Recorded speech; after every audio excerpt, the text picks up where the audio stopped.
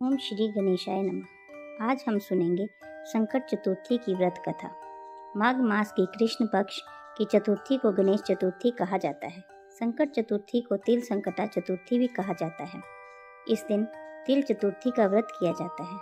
व्रत करने वालों को श्री गणेश कथा अवश्य पढ़नी या सुननी चाहिए। तो चलिए कथा आरंभ करते हैं। एक साहूकार था और एक साहूकारनी थी। दोनों का धर्म दान पुण्य में कोई विश्वास नहीं था। उनकी कोई औलाद भी नहीं थी। एक दिन साहूकारनी अपने पड़ोसन के घर गई। उस दिन सकट चौथ का दिन था और पड़ोसन सकट चौथ की पूजा कर रही थी।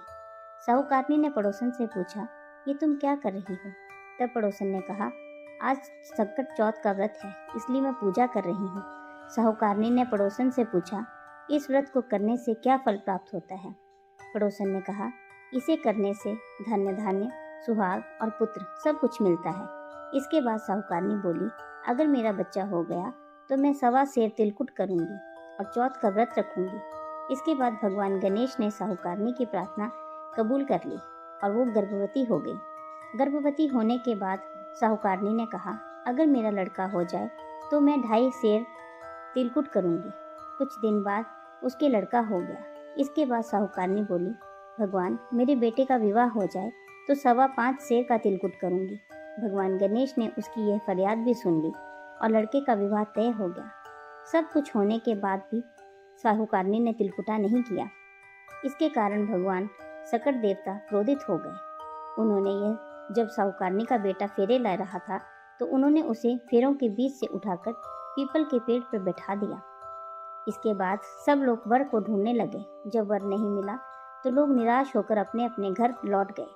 जिस लड़की से साहूकारनी के लड़के का विवाह होने वाला था, एक दिन वह अपनी सहेलियों के साथ गणगौर पूजन के लिए जंगल में दूब लेने गई थी।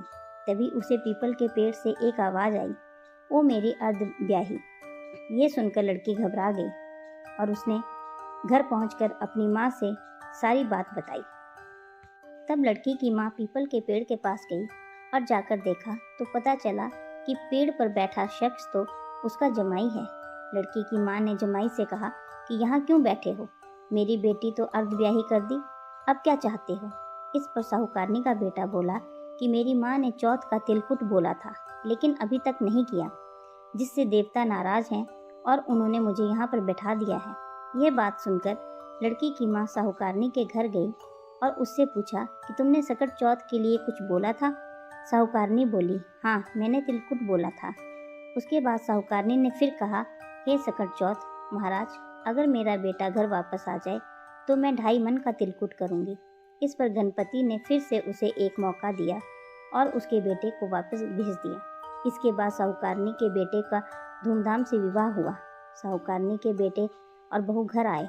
तब साहूकारनी ने 2.5 मन तिलकुट किया और बोली, हे सकट देवता, आपकी कृपा से मेरे बेटे पर आया संकट दूर हो गया है। मेरा बेटा व बहू सकुशल घर पर आ गए हैं। मैं आपकी महिमा समझ चुकी हूँ। अब मैं हमेशा तिलकुट करके आपका सकट चौथ का व्रत करूँगी। इसके बाद सारे नगरवासियों ने तिलकुट के साथ सकट व्रत का करना प्रारंभ कर दिया।